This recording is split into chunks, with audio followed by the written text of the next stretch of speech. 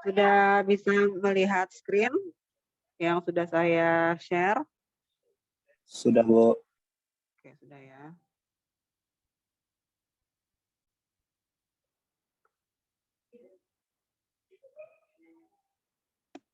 Baik, siang hari ini kita melanjutkan ya mengenai tentang konsep-konsep dalam manajemen proyek ya. Kalau minggu sebelumnya kita sudah bahas tentang manajemen lingkup, manajemen waktu, manajemen biaya, maka pada hari ini kita akan lanjutkan dengan manajemen mutu ya, manajemen mutu dalam proyek konstruksi. Nah, kita lihat ini adalah salah satu jembatan lengkung terpanjang di dunia ya, jembatan sudah beroperasi di Jakarta ya. Ini sangat fenomenal sekali karena dianggap sebagai jembatan lengkung untuk jalur LRT ya dengan lengkung terpanjang yang ada di dunia. Nah, kita bisa bayangkan prosesnya bahwa untuk pekerjaan-pekerjaan seperti ini perlu kedisiplinan untuk mengawasi setiap mutu pelaksanaannya. Beberapa derajat saja berubah dari koordinat awal tentunya ya rute dari LRT yang akan ditopang oleh jembatan lengkung tersebut bisa lari dari koordinatnya dan tentu akan membahayakan pengoperasiannya nanti. Nah, sekarang kita lihat ya, apa sih yang disebut dengan manajemen mutu. Bentar saya admit dulu.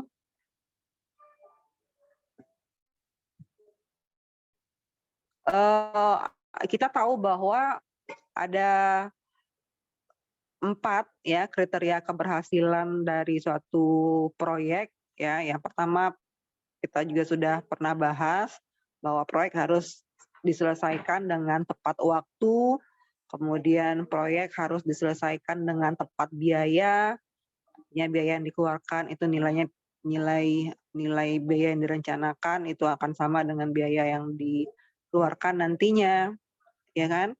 Nah, kemudian kriteria keberhasilan proyek berikutnya itu adalah tepat mutu. Nah, untuk itulah ya dalam pelaksanaan proyek itu kita harus selalu berpedoman ya ke dalam ke dalam bentuk-bentuk pedoman dan pengendalian mutu sehingga mutu tersebut bisa dipenuhi. Nah, sekarang apa sih yang disebut dengan mutu?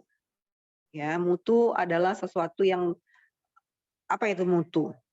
Mutu itu pasti mencerminkan kualitas, ya kan? Nah, tetapi di dalam pelaksanaan proyek kita sudah harus menjelaskan apa itu yang disebut dengan mutu. Kalau Anda berbicara misalkan kepada jenis handphone, misalkan, ya handphone bermerek A mungkin ya dipersepsikan bermutu dari handphone merek B.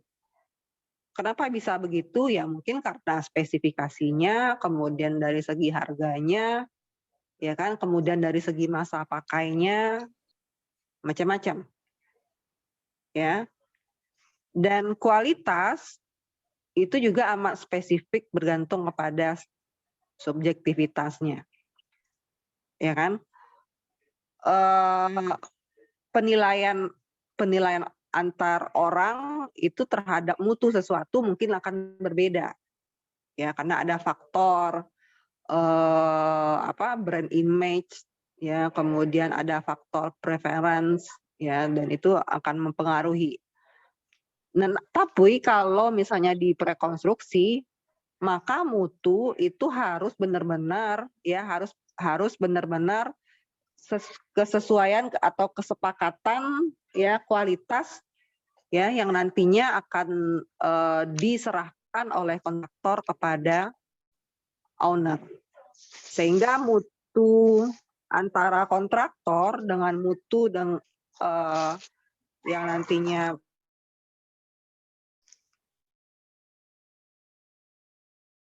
yang dihasilkan oleh kontraktor itu akan sama dengan mutu yang dimaui oleh owner. Ya, jangan sampai antara mutu kontraktor dengan mutu yang dihasilkan oleh kontraktor itu tidak sama dengan mutu yang diserahkan oleh kontraktor. Saya mute sebentar, ada tadi. Untuk itu maka kualitas atau mutu itu harus didasarkan acuan-acuan standar-standar ya, sehingga mutu atau kualitas tersebut memiliki pedoman atau memiliki pijakan untuk melihat ya seberapa kualitas atau apa mutu yang dihasilkan. Nah, standar dari kualitas seperti apa? Ya, banyak ya. Jadi setiap dokumen kontrak itu sudah nantinya akan meminta ya persyaratan tertentu dari kualitas.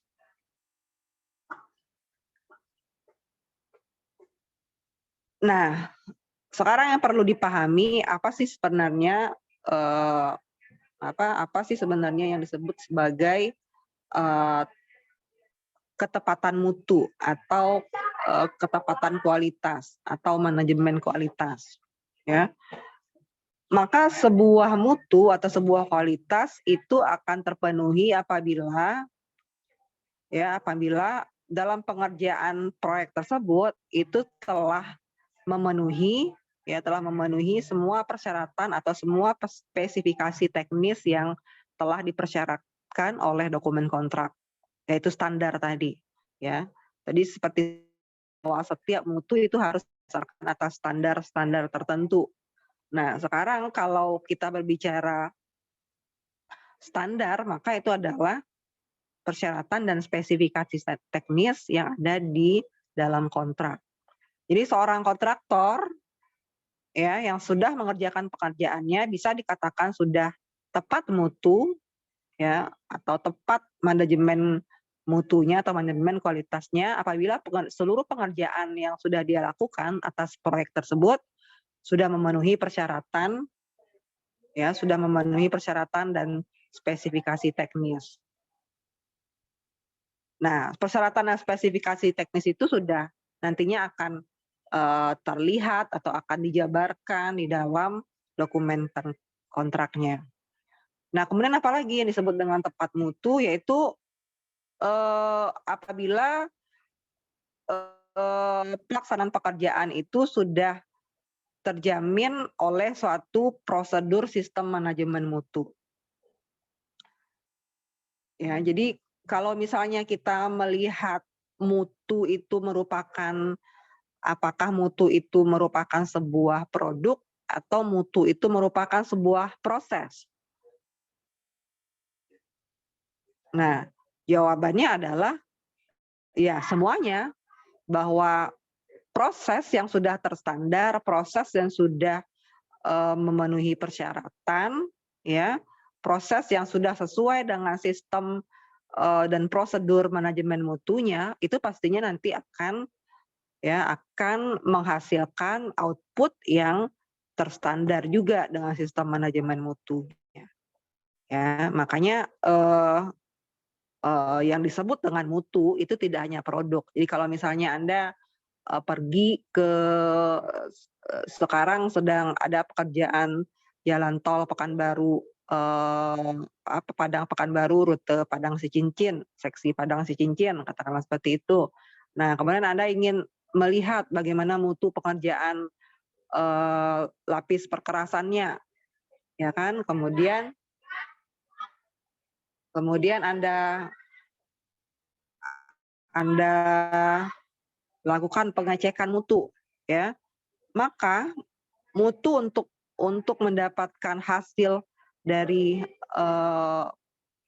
kekuatan lapisan pekerasan yang sudah dilakukan itu harus memenuhi semua persyaratan teknis, kemudian dan semua prosedur pelaksanaan pekerjaan sudah mengikuti dari sistem manajemen mutu, sehingga nanti akan menghasilkan output atau kinerja yang memuaskan dan sesuai dengan rencana mutunya.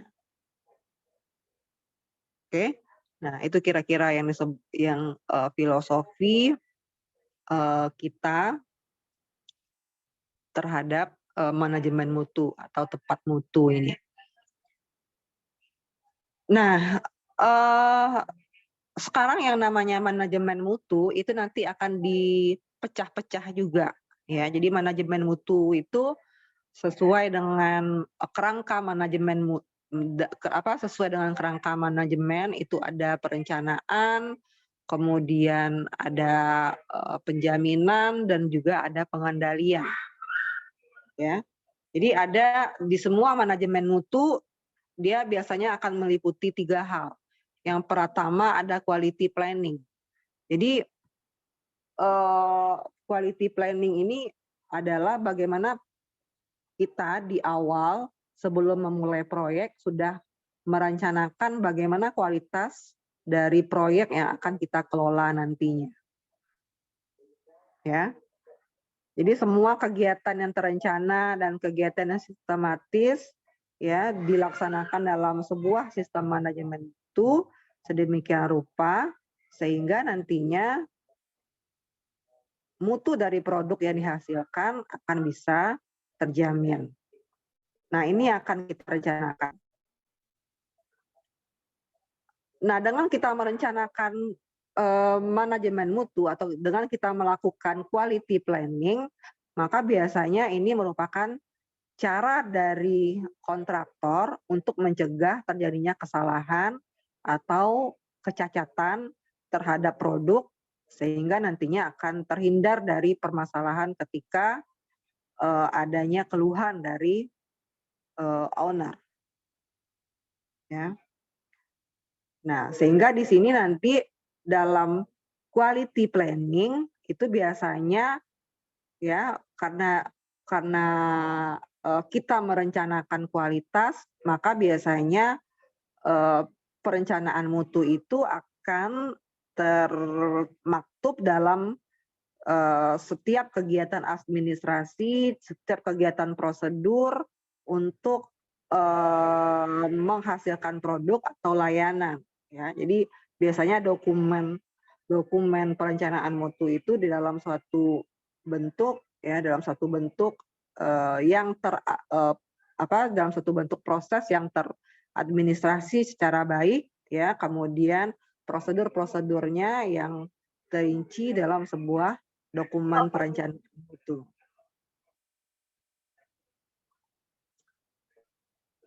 Nah, itu yang disebut sebagai prinsip manajemen perencanaan mutu atau quality planning, ya. Nah, kemudian setelah direncanakan, maka tahap kedua itu adalah disebut sebagai quality assurance, ya. Quality assurance itu sepertinya merupakan satu fase setelah kita merencanakan mutu tersebut. Ya, produk atau mutu kegiatan konstruksi. Ya. Dalam quality assurance atau dalam penjaminan mutu ya, maka semua aktivitas yang terencana dan sistematis itu nantinya akan dipastikan dalam suatu proses ya atau produk tersebut harus memenuhi syarat mutu yang ditetapkan dalam program quality assurance ya. Nah, jadi di sini ya di jaminan mutu Intinya dia akan berorientasi pada proses dan pencegahan terhadap adanya cacat dalam kegiatan konstruksi. Nah, bagaimana kita menghasilkan kepastian bahwa apa yang akan dilakukan nantinya adalah sesuatu yang benar, ya pastinya harus dilakukan dengan cara yang benar juga. Ya. Kemudian bagaimana caranya memastikan bahwa layanan yang kita berikan itu merupakan layanan yang bertanggung jawab terhadap hasil dari kegiatan konstruksi, maka itulah merupakan bagian dari quality assurance.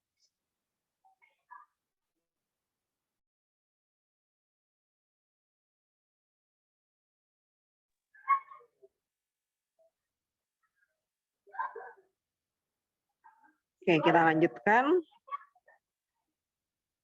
Nah, kemudian di tahapan berikutnya setelah adanya kita rencanakan mutu itu sendiri dalam quality planning, kemudian kita lakukan bentuk penjaminannya ya dalam quality assurance. Nah, sekarang ada juga yang disebut sebagai pengendalian mutu atau quality control.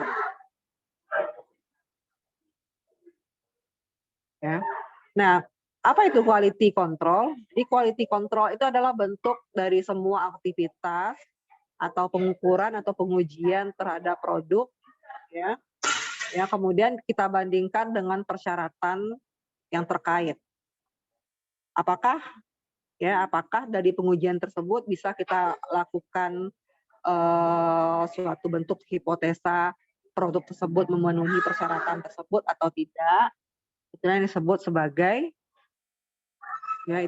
sebagai pengendalian mutu atau quality control. Nah, apa sih sebenarnya tujuan kita mengendalikan mutu? Ya, tujuan kita mengendalikan mutu yaitu untuk memastikan bahwa hasil yang dikerjakan itu akan seperti hasil yang diharapkan. Ya, misalkan kalau Anda sebagai seorang owner dari proyek, Anda ingin bahwa mutu beton dari pengerjaan tersebut adalah K350, maka Anda harus membuktikan bahwa hasil pekerjaan kontraktor itu memang memenuhi mutu yang sudah Anda rencanakan. Nah, sehingga dalam pengerjaan proyeknya itu biasanya kontraktor akan selalu diminta ya melakukan pengujian atas sampel atas sampel beton yang akan dicor ya. Jadi setiap datang katakanlah satu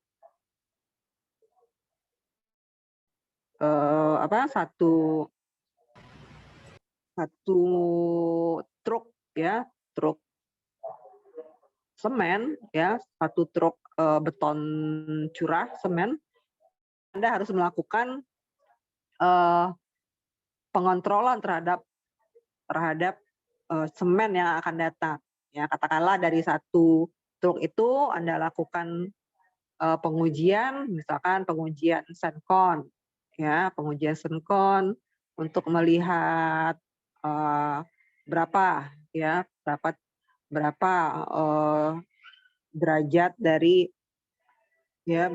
derajat dari keruntuhan tinggi runtuh dari beton tersebut, ya. Atau misalkan Anda untuk melihat kualitas mutu dari beton, Anda lakukan pengujian pembuatan benda uji, ya. Kemudian benda uji tersebut setelah memenuhi umur tertentu, Anda lakukan pengujian kuat tekan, ya. Nah, itu adalah bentuk dari bagaimana Anda mengendalikan mutu atau kontrol. Nah, semuanya nantinya akan Anda lakukan di dalam apa namanya, di dalam dokumen-dokumen atau di dalam rencana-rencana yang pastinya itu bisa menjamin kualitas dari pekerjaan yang dilakukan oleh kontraktor itu sendiri, ya. Jadi seperti saya bilang tadi, maka tahapan yang pertama kita akan merencanakan dari mutu itu sendiri, kemudian kita lakukan penjaminan, kemudian baru kita lakukan pengendalian atas kualitas yang sudah dilaksanakan pada fase konstruksi pastinya. Nah, ya ini adalah contoh-contoh ya ketika Anda Anda melakukan perencanaan kualitas dari satu pengerjaan konstruksi, ya. Nah, biasanya akan dibuatkan ya konsep PDCA-nya atau Plan, Do, Check, Action. Ya, Anda sebagai kontraktor dituntut untuk memenuhi target mutu beton K300 ya dengan finish semi expose misalkan. Nah, dalam dokumen manajemen mutu itu harus sudah menyatakan bahwa kalau untuk mencapai beton kolom K300 maka kondisi begisting kolom tersebut benar-benar harus dipastikan bersih dari kotoran sebelum penuangan beton. Ya, kemudian mungkin kondisi begisting harus benar-benar dipastikan kalau misalnya begistingnya adalah begisting dari kayu, maka harus benar-benar dipastikan kekuatan dari sambungan begisting tersebut. Ya. Nah, jadi setiap target atau plan dari sebuah mutu terhadap sebuah pengerjaan dari proyek itu sudah harus melengkapi apa yang mesti dilakukan untuk memenuhi dari target tersebut, ya.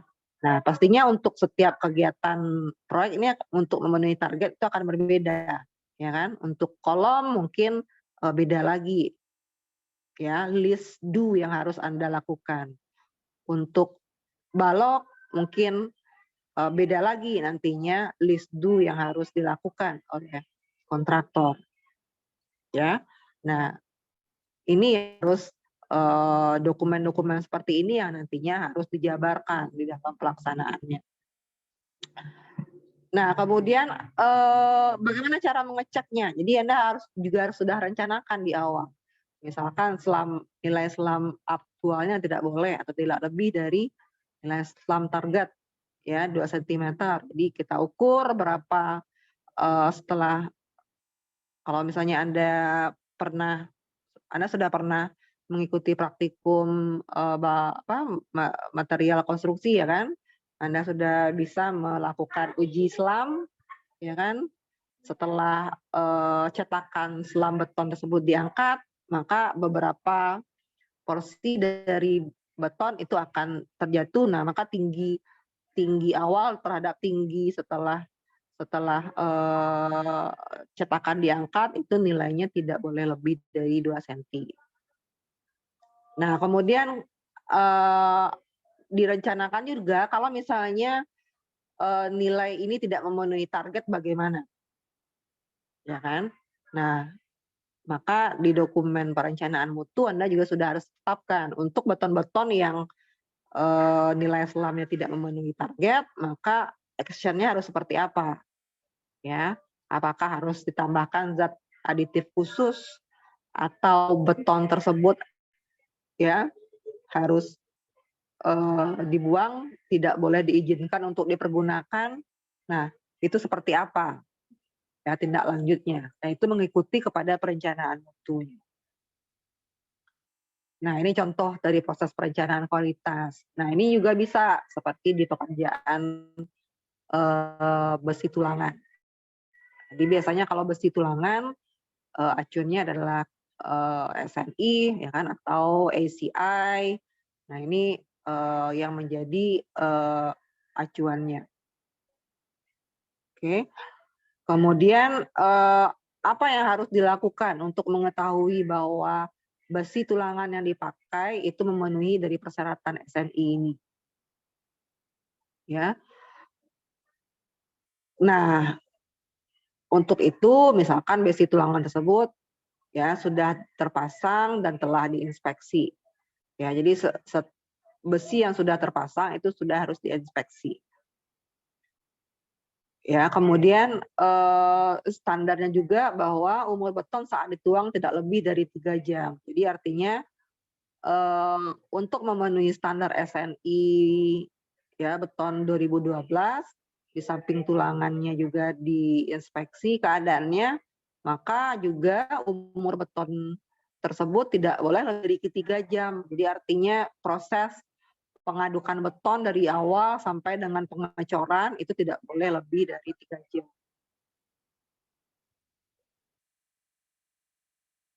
Ya, kemudian action-nya apa? Nah, jika umur lebih dari 3 jam, maka harus ditolak. Ya. Nah, ini adalah bentuk-bentuk dari perencanaan kualitas.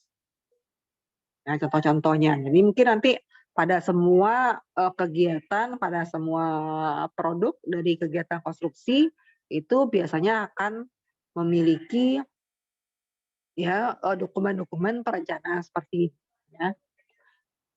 Disesuaikan dengan target atau dengan standar, kemudian dilakukan pengujiannya dan kalau misalnya tidak sesuai dengan hasil pengujian, maka action-nya akan seperti apa.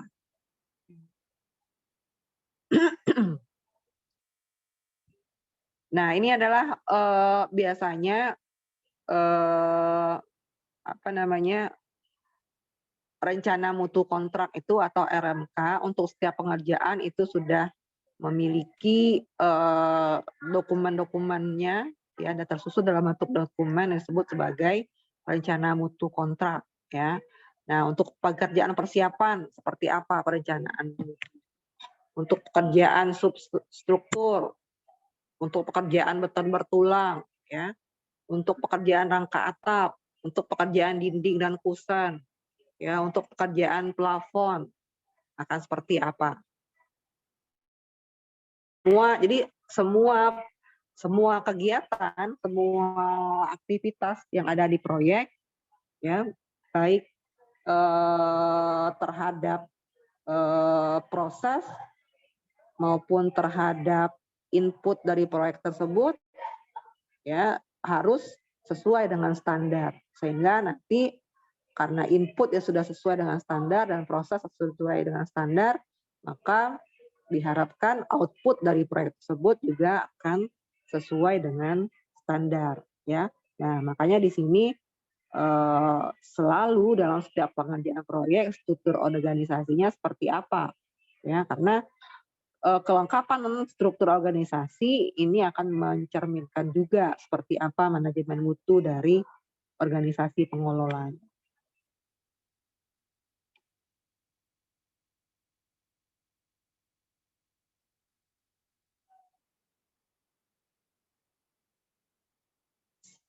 Oke, kemudian kemudian gimana kita proses penjaminan dari mutu ya. Biasanya nanti kegiatan-kegiatannya adalah mengumpulkan dan menganalisis data, kemudian memeriksa kualitas pekerjaan, kemudian melakukan analisis proses dan membuat rekomendasi terhadap jaminan kualitas. Ya. Ini nanti akan dilaksanakan dalam proses penjaminan mutu tersebut. Nah, kemudian proses-proses dari pengendalian kualitas, ya, biasanya nanti juga kita akan sama melakukan menganalisis data dan informasi, tetapi kita juga nantinya akan melaksanakan inspeksi ya terhadap hasil atau terhadap proses pelaksanaan kegiatan sehingga kita nantinya akan bisa mengukur kualitas dari produk yang dihasilkan oleh kontraktor. Nah, seperti ini. Ya, ini adalah contoh proses pengendalian kualitas dari pekerjaan yang panjang di struktur bawah gedung ya. Ya, mungkin karena ini tiang pancangnya adalah tiang pancang yang sudah berupa pracetak, kontraktor tinggal menerima dari suppliernya. Namun, Anda sebagai kontraktor tetap harus melakukan pengendalian atas kontrol pekerjaan yang atau kontrol terhadap material yang telah didatangkan oleh supplier, ya. Karena itu merupakan bagian dari tugas Anda untuk mengendalikan mutu. Ya, nah, bagaimana Anda seorang kontraktor memilih siapa yang akan menjadi supplier dari tiang pancang pracetak ini? Nah, itu merupakan bagian dari proses perencanaan mutu Anda.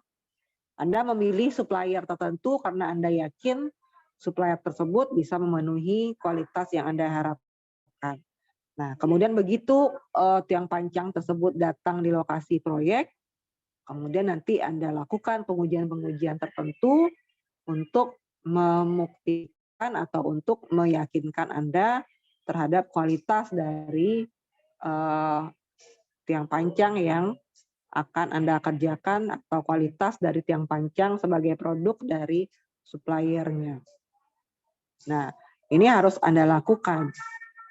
Kalau misalnya Anda mendapatkan hasil yang sedikit di bawah deviasi, hasil deviasinya masih dalam katakanlah masih dalam toleransi, ya mungkin Anda sebagai kontraktor masih menerima ya barang tersebut. Tapi kalau misalnya nilai toleransinya sudah terlalu besar, Anda bisa menganggap mutu produk yang dihasilkan oleh supplier ini cacat mutu sehingga Anda berhak untuk mengembalikan ya tiang pancang ini kepada suppliernya atau kepada developernya.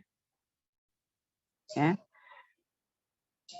Nah, ini adalah contoh dari pekerjaan yang tidak sesuai dengan tidak sesuai dengan mutu yang diharapkan. Ya, terjadi honeycomb di mana di mana selimut beton tidak cukup untuk menutupi tulangan-tulangan besinya. Sehingga masih ada tulangan besi yang terekspos udara ya, masih terlihat seperti ini ya.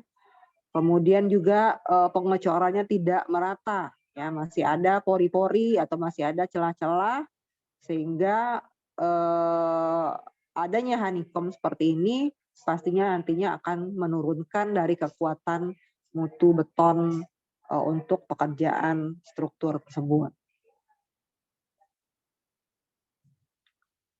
Nah, kira-kira demikian ya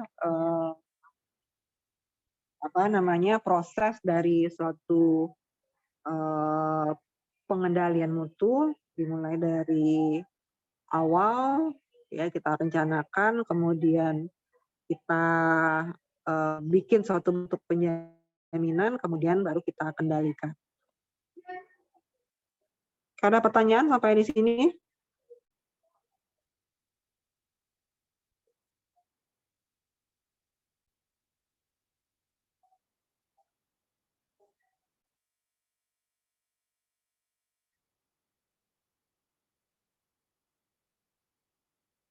Kalau tidak ada, materi kita sampai di sini ya untuk perencanaan mutu, karena waktunya juga sudah hampir habis. Kita ketemu lagi minggu depan, jangan lupa untuk presensi di Island ya. Baik, Bu. Oke, kalau tidak ada, saya akhiri kuliah hari ini. Kita ketemu lagi minggu depan ya. Assalamualaikum warahmatullahi wabarakatuh. Waalaikumsalam warahmatullahi Waalaikumsalam. Terima kasih, Bu.